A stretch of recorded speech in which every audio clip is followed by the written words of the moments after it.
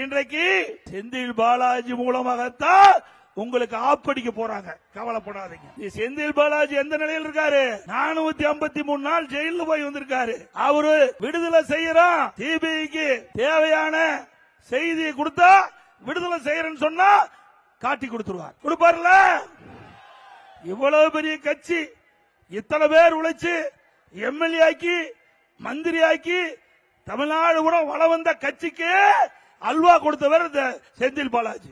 அப்படிப்பட்ட நபர் அங்க போய் கொள்ளையடிச்சு அதன் மூலமா ஈடி அவெல்லாம் அந்த உண்மையை கண்டுபிடிச்சு ஆதாரத்தோட கைது செஞ்சு சிறையில் அடைத்தாங்க.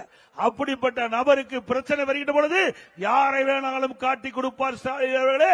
உங்க கட்சியே காப்பாத்துறதுக்கு நீங்க பாருங்க. எங்க கட்சியை பத்தி கவலைப்படாதீங்க. ஆடு நனைந்தது என்று ஓடாய் வருத்தப்பட்டதான். அதே போல ஸ்டாலின் எங்க கட்சியை பத்தி நீங்க கவலைப்படாதீங்க. உங்க கட்சியை கவலைப்பட்டு காப்பாத்த பாருங்க.